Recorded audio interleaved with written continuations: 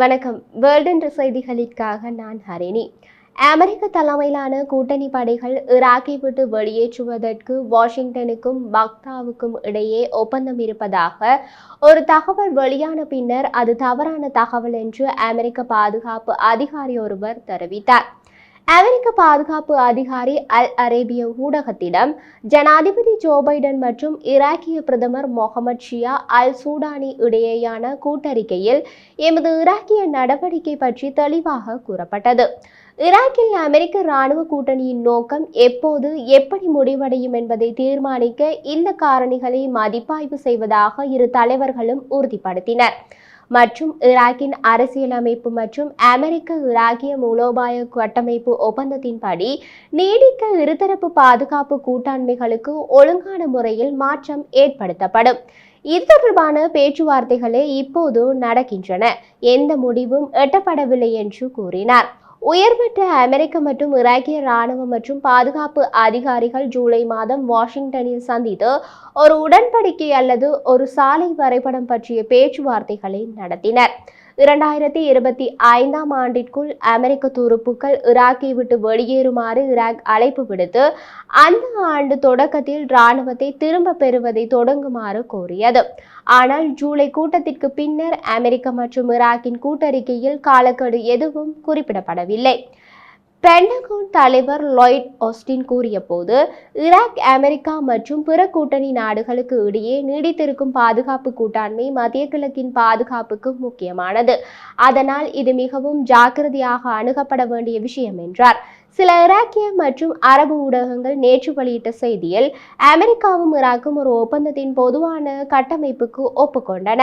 அது அடுத்த செப்டம்பரில் அமெரிக்க துருப்புகளின் குறிப்பிடத்தக்க குறைப்புக்கு வழிவகுக்கும். மீதமுள்ளவர்கள் அடுத்த ஆண்டு, அதாவது 2026ஆம் ஆண்டுக்குள் வெளியேறுவார்கள் என்று கூறப்பட்டிருந்தது. அந்த தகவல்கள் ஈராக்கில் உள்ள ஈரானிய ஆதரவு இயக்கங்களால் பரப்பப்பட்டது என்று நியூயார்க் டைம்ஸ் பத்திரிகை எழுதியது. கடந்த மாதம் ஈராக்கின் வெளியுறவு அமைச்சு பிராந்தியத்தில் சமீபகால முன்னேற்றங்கள் காரணமாக அமெரிக்க தலைமையிலான கூட்டணியின் முடிவை அறிவிப்பதை ஒத்திவைத்ததாக கூறியது. மூத்த ஹெஸ்பொல்லா மற்றும் ஹமாஸ் அதிகாரிகளுக்கு எதிராக இஸ்ரேல் நடத்திய பல உயர்மட்ட படுகொலைகளை தொடர்ந்து பதட்டங்கள் அதிகமாக இருந்தன. அமெரிக்க அதிகாரிகளின் கூற்றுப்படி அந்த நேரத்தில் தெஹ்ரானில் ஹமாஸின் தலைவர் இஸ்மாயில் ஹானியை கொல்லப்பட்டதற்கு பதிலடி கொடுக்கும் விதத்தில் ஈரான் இஸ்ரேலை தாக்கப் போவதாக தொடர்ந்து கூறி வருகிறது. அப்படி ஒரு தாக்குதல் நடக்கும்போது அமெரிக்க படைகள் ஈராக்கில் இருக்க வேண்டும் என்பதே அமெரிக்காவின் நிலைப்பாடு. இஸ்ரேலை தாக்குவதற்கு முன் அமெரிக்காவை ஈராக்கிலிருந்து வெளியேற்ற முயல்கிறது ஈரான். ஈராக்கில் உள்ள ஈரானிய ஆதரவு இயக்கங்களால் அங்குள்ள அமெரிக்க இராணுவ தளங்கள் பலமுறை இலக்கு வைக்கப்பட்டன.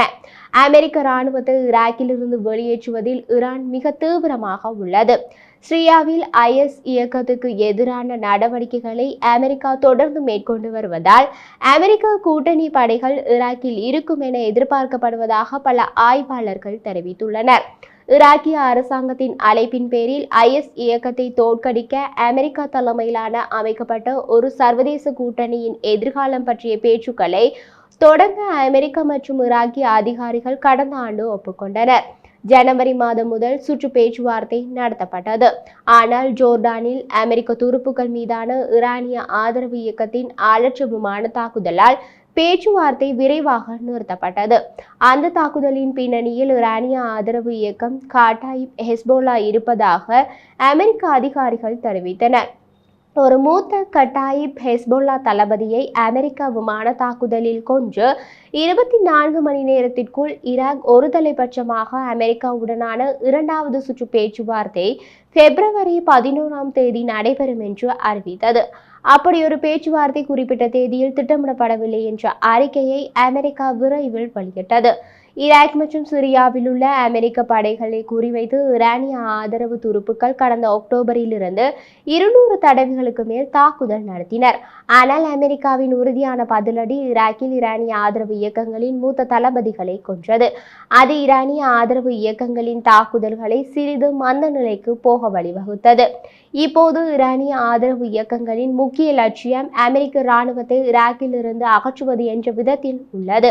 ஈரானிய ஆதரவு இயக்கங்களின் நாடாளுமன்ற உறுப்பினர்கள் ஈராக்கிய அரசு கூட்டணியில் உள்ளார்கள். அவர்கள் அமெரிக்க இராணுவத்தை ஈராக்கில் இருந்து அகற்றுவதற்கு அரசியல் ரீதியான அழுத்தம் கொடுக்கிறார்கள்.